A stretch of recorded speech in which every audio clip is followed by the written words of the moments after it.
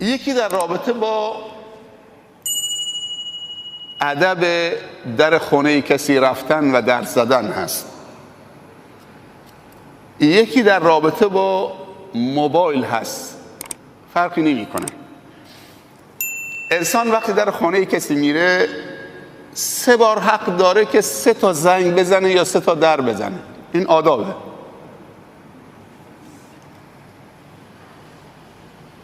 زنگ ها وقتی میزنید در خانه کسی یا در میزنید، انگشتتو میذارید یه تک زنگ میزنید، یه کمی مکس میکنید. احتمال داره که با زنگ اول جواب بشنوید، احتمال داره که جواب نشنوید. اجازه دارید زنگ دوم رو دوباره بزنید با کمی فاصله. اگه جواب دادن فبها، اگه ندادن زنگ سوم هم اجازه دارید، اما زنگ 4م دیگه اجازه ندارید. و اجازه ندارید دستتو اینطوری بذارید رو زنگ 5 دقیقه.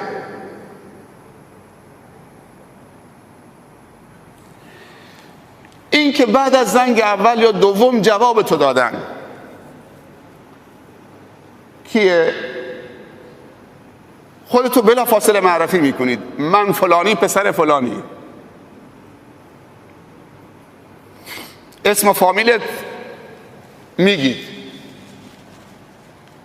السلام علیکم، با ادب، من فلانی هستم. فلانی خونه است یا خود صاحب خونه؟ میگی کیه؟ سلام میکنید، خودتو معرفی میکنید. 2 حالت داره: در رو باز میکنه تو رو میبینه، یا در رو باز نمیکنه. پس حالت اول یا جواب میده یا جواب نمیده. اگه جواب داد اون ادب رو رعایت بکنید. بعد از اینکه جواب سلامتو داد و شما خودتون رو معرفی کردید، میگه بفرمایید داخل. اگه گفت بفرمایید داخل، به اندازه نیازت حرفتو میزنید.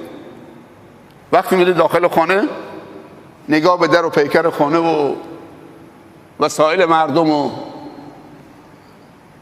آروم، نه اینکه پیش از صاحب خانه جلو بیفتید برید. هر جایی به تو گفت بنشین یا فلانجا برو، از این مسیر برو. چون خانه های مردم اسرار مردمه، حریم خصوصی افراده و این حریم باید حفظ بشه. این آداب خیلی قشنگه، خیلی زیباست.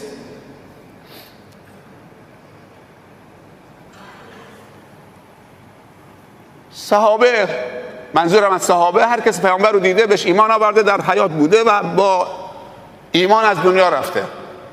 خب خیلی هاشون آگاه نبودن، صحرانشین بودن. می آمدن خانه پیامبر صلی الله علیه و سلم، می رفتن داخل برای نهار خوردن. غذا که می خوردن می نشستن، سر صحبت باز می کردن. پیامبر خسته می شد، روش هم نمی شد که به اونها بگه که حالا که خوردید برید بیرون. اذیت می شد، انس می گرفتن همینطور سر صحبت 1 ساعت 2 ساعت. خداوند اینجا وارد شد، گفت اذا طعمتم فانتشروا، اگه طعام خوردید منتشر بشید، برید. ولا مستانسین لحدیث، سر صحبت باز نکنید که بشینید حالا 1 ساعت 2 ساعت.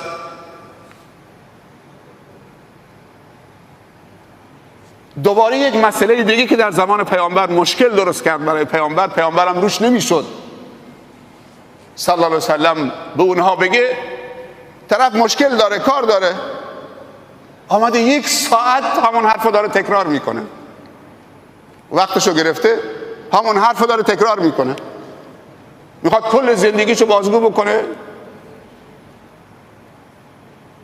به جایی رسید که پیامبر به تنگ آمد صلی الله علیه و سلم. خداوند گفت که هر کسی، خداوند دخالت کرد، گفت هر کسی از این به بعد میخواد با پیامبر صحبت بکنه، بره 1 درهم صدقه بده، بعد بیا صحبت کنه.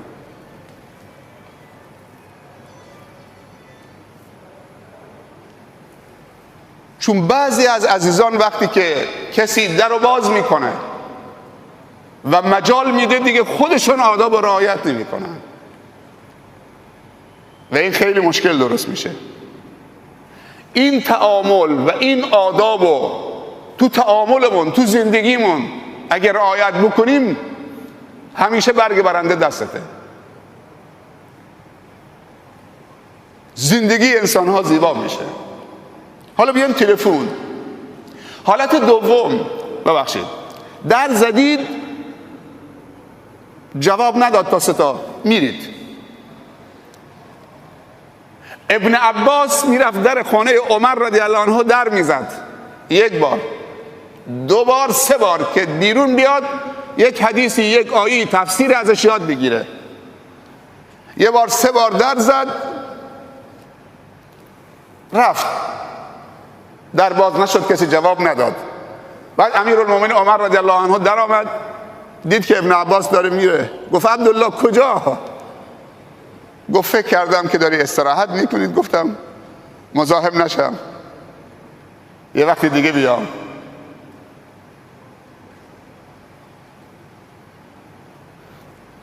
حالا اگر جواب داد، اصلا چیزی که انتظار نداشتید جواب داد، حتی فهمید تو که هستید، معرفی کردید آشنام هستید، بهت گفت که و علیکم السلام و رحمت الله و برکاته، خیلی ممنون، برو یه وقت دیگه بیا. آیا فکر میکنی به توهین کرده؟ الان نمیتونم ببینمت، برو یه وقت دیگه بیا. اگه خودمون باشیم فکر میکنیم به من توهین کرده. رفتم در خونهش در زدم، تو خونه هم بود، یا که جوابم نداد یا جواب داد برو بعد بیا. حالا اگر این همین جمله رو خدا گفته باشه چی میگی؟ میگه اگر 3 بار در زدی جوابتون نداد، یا جواب داد گفت برو بر بگرد، اذا قیل لکم ارجعوا فارجعوا. خدا میگه اگه به شما گفته شد که بر بگردید، فارجعوا هو ازکی لکم، این برای شما بهتره. پس به من بر نخوره. اینا توهین نیست، اینا آدابه. یه وقتی یکی ادب بلد نیست، آداب بلد نیست، با یه نفر بهش بگه.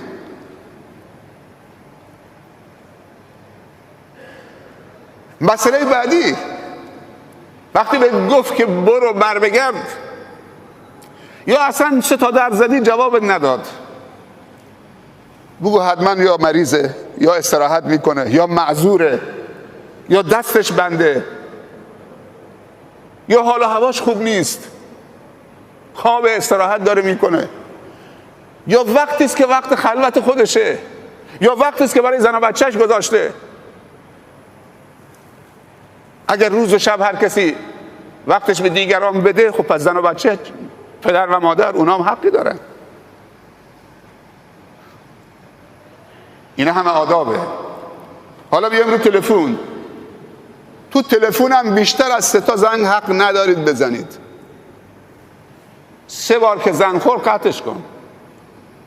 شماره تو افتاده، اون دوستت اگه میخواد جوابت بده جوابت میده، اگه این معذوریت هایی که گفتم نداشته باشه.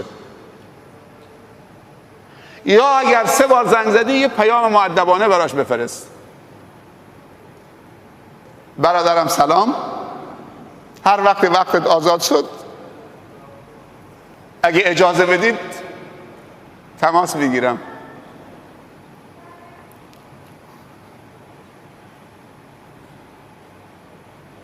اینم حریم شخصی است.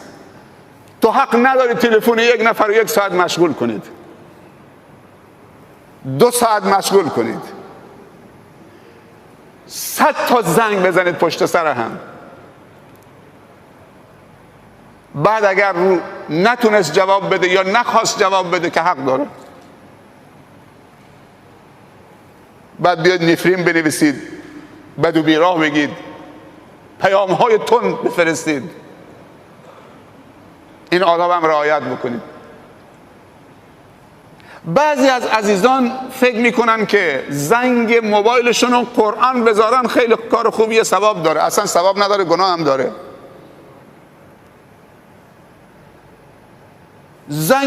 موبایلشون آیات قرآن گذاشته، تا زنگ زدید بلافاصله قرآن میخونه. خیلی اشتباس. بعضی موسیقی های تون میذارن، اون اشتباس، این یکی هم اشتباس. چرا اشتباس؟ چون خداوند گفته اذا قرئ القرآن فاستمعوا له و انصتوا. اگر قرآن تلاوت شد پیش تو، گوش بده و ساکت باش. خب حالا تو زنگ زدید، 3 بار زنگ زدید، آیه داره میخونه، طرف گوشی رو برداشت، تق چه کلام خدا رو قطع میکنه. یعنی من وقتی دست میذارم تو زنگ موبایل تو قرآنه، تا دست گذاشتم چه رو زنگ قرآن رو قطع میکنم، کلام خدا رو قطع میکنم، با تو که بنده خدا دارم صحبت میکنم. یه زنگ معمولی خودش، اناشید بذار، مسئله ای نیست، ولی کلام خدا قطع کردنش، خداوند میگه اذا قرئ القرآن فاستمعوا له و انصتوا لعلکم ترحمون. بعضی طلاب میبینیم همین کار میکنن.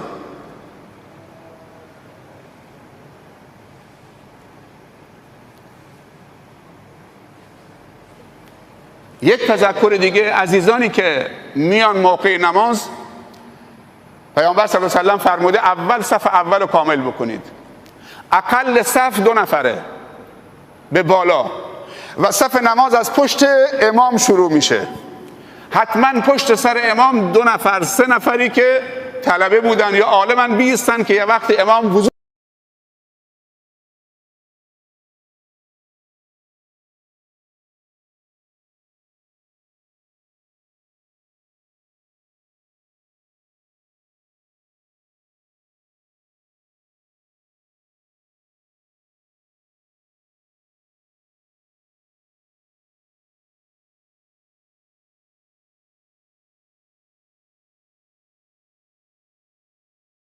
میگیره میره بیرون. اون کسی که پشت سر امام عالمه میره جلو، سوره میخونه، میره رکوع، ادامه میده از همونجا. این یک مسئله. وقتی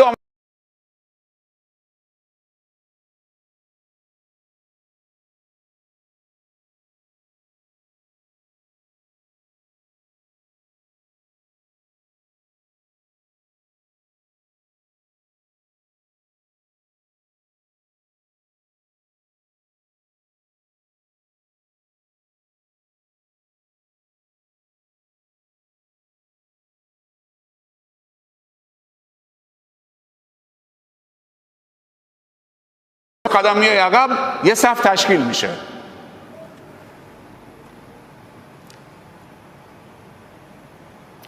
بعضی از عزیزان میرسن که امام تو رکوع است.